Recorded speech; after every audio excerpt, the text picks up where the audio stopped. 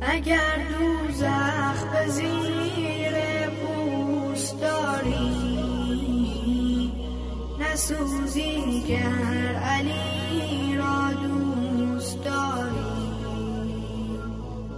وگر مهر علی در سینه ات نیست، بسوزی گر هزاران پوست داری.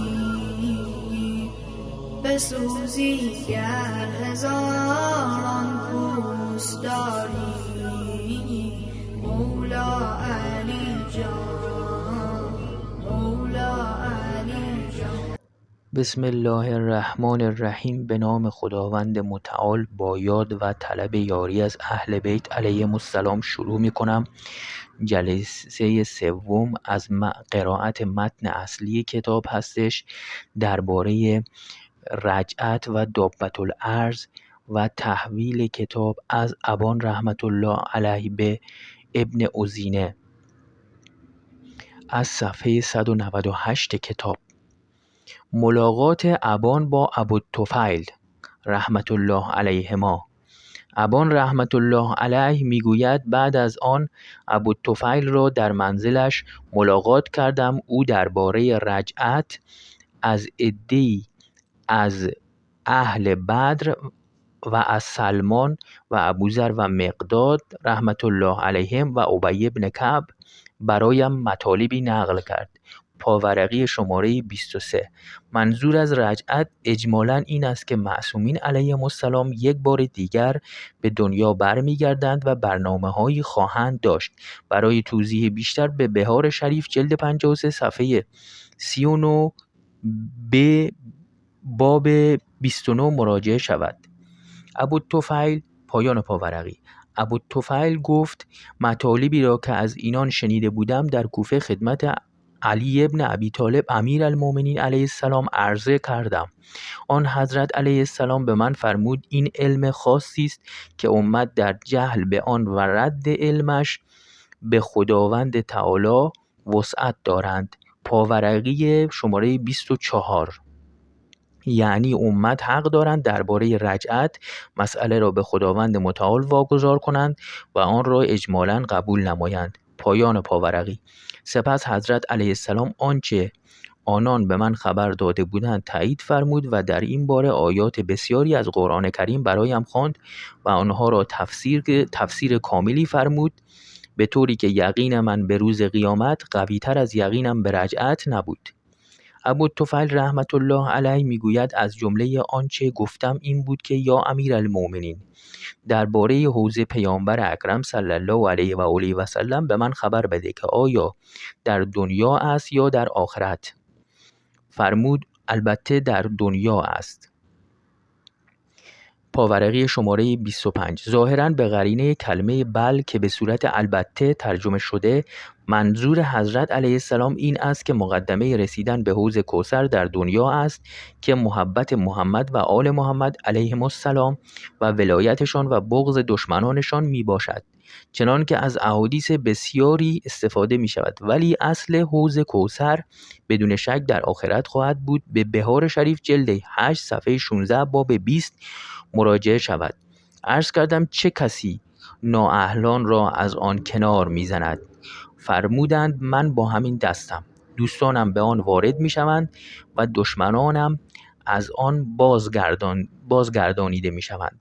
عرض کردم یا امیرالمؤمنین قول خداوند تعالی و اذا وقع بسم الله الرحمن الرحیم و اذا وقع القول علیهم اخرجنا لهم دابة من الارض تکلمهم الی آخر. سوره مبارکه نمل آیه شریفه 82. هنگامی که گفته ها بر آنان عملی شود برایشان از زمین جنبنده‌ای بیرون میآوریم که با آنان سخن میگوید الی آخر. منظور از جنبنده چیست؟ فرمودند ای ابوالطفیل از این سوال درگذر. عرض کردم یا امیرالمؤمنین فدایت گردم آن را به من خبر بده. فرمود آن جنبنده است که غذا می‌خورد و در بازارها راه می‌رود و با زنان ازدواج می‌کند. عرض کردم یا امیرالمؤمنین او کیست؟ فرمود او قوام زمین است که زمین به وجود او آرامش یافته است. عرض کردم یا امیرالمؤمنین او کیست؟ فرمود صدیق این امت و فاروق و رئیس و سردسته آنان است. پاورقی شماره 28 کلمه ذوقرن کنایه از سردسته یک گروه است. پایان پاورقی. عرض کردم یا امیرالمؤمنین او کیست؟ فرمود کسی که خداوند عزوجل می‌فرماید بسم الله الرحمن الرحیم و یتلوه شاهد منه. سوره مبارکه هود آیه شریفه 17. پیامبر اکرم صلی الله علیه و آله و سلم شاهدی از خود به دنبال دارد و بسم الله الرحمن الرحیم و من عنده علم الکتاب. سوره مبارکه رعد آیه شریفه 43. کسی که علم کتاب نزد اوست و بسم الله الرحمن الرحیم والذی جاء بالصدق و صدق به. سوره مبارکه زمر آیه شریفه 33. کسی که صدق را آورد و آن را تصدیق کرد الی آخر. کسی که او را تصدیق کرد من بودم در حالی که همه مردم جز من و او کافر بودند. عرض کردم یا امیرالمؤمنین او را برایم نام ببر. فرمود او را برایت نام بردم. پاورقی شماره 32 پیداست که منظور خود آن حضرت علیه السلام است و از کلام بعد معلوم می شود مقصود حضرت علیه السلام آن است که بیش از این تصریح صلاح نیست. اصحاب امیرالمؤمنین علیه السلام. بعد فرمود ای ابوالطفیل به خداوند متعال قسم اگر برای اکثریت پیروانم که به وسیله آنان می جنگم آنان که به اطاعت من اقرار دارند و مرا امیرالمؤمنین خواندند و جهاد مخالفین مرا حلال می دانند وارد شوم و 1 ماه از مطالب حق از آنچه در کتابی که جبرائیل علیه السلام بر پیامبر اکرم صلی الله علیه و آله و سلم نازل کرده می دانم و بعضی از آنچه پیامبر اکرم صلی الله علیه و آله و سلم شنیدم برای آنان نقل کنم از اطراف من پراکنده می شوند به طوری که در میان گروه کمی که اهل حقند همچون تو و نظایر تو از شیعیانم تنها میبانم. ابوالطفیل رحمت الله علیه میگوید از این سخنان ترسیدم و عرض کردم یا امیرالمؤمنین من و امثال من از تو جدا میشویم یا همراه تو ثابت میمانیم؟ فرمود ثابت میمانید ولایت اهل بیت. سپس حضرت علیه السلام رو به من کرد و فرمود امر ما اهل بیت مشکل و پیچیده است که جز 3 گروه به آن معرفت پیدا نمی کنند و بدان اقرار نمی نمایند: ملائکه مقرب یا پیامبر مرسل یا بنده مؤمن نجیبی که خداوند متعال قلب او را برای ایمان امتحان کرده باشد. ای ابوالطفیل پیامبر اکرم صلی الله علیه و آله و سلم از دنیا رفت و مردم گروهی از روی گروهی و گروهی دیگر از روی جهل از دین خدا برگشتند مگر کسانی که خداوند متعال آنان را به وسیله ما اهل بیت علیهم السلام حفظ کرد. قرائت و تحویل کتاب بین ابان و ابن عزینه. عمر ابن عزینه میگوید سپس ابان رحمت الله علیه کتاب شریف سلیم ابن قیس هلالی عامری را به من سپرد و بعد از آن بیش از 1 ماه زنده نماند و از دنیا رفت. پاورقی شماره 36.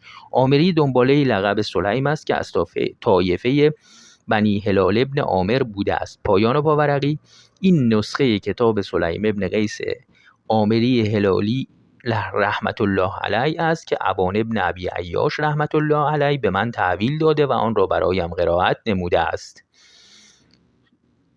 و ابان رحمت الله علیه می گفت که آن را برای امام زین العابدین حضرت سجاد علیه السلام خوانده و آن حضرت علیه السلام فرموده است سلیم رحمت الله علیه راست گفته اینها احادیث ماست که نزد ما شناخته شده است. خب به پایان این جلسه رسیدیم. خداوند متعال شما رو حفظ کنه و شما رو به خداوند متعال میسپارم. همیاری مالی و تبلیغی و دعا برای علامه اللهیاری، دعا برای فرج امام عصر عجل الله تعالی فرجه الشریف، لعن غاصبین، دشمنان و قاتلان اهل بیت علیهم السلام، خصوصا غاصبان ولایت امیرالمؤمنین علیه السلام و غاصبان جایگاه امام عصر عجل الله تعالی فرجه الشریف در عصر حاضر و مدعیان دروغین ولایت اهل بیت علیهم السلام رو ورد زبانتون قرار بدین. اللهم عجل ولیک الفرج، اللهم عجل ولیک الفرج، اللهم عجل ولیک الفرج. خداوند متعال نگهدار شما باشه. اگر دوزخ به زیر پوست داری، نسوزی گر علی را دوست داری.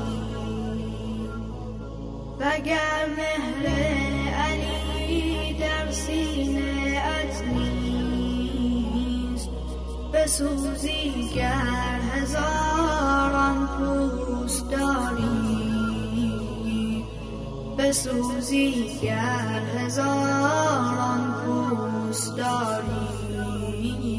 مولا علی جان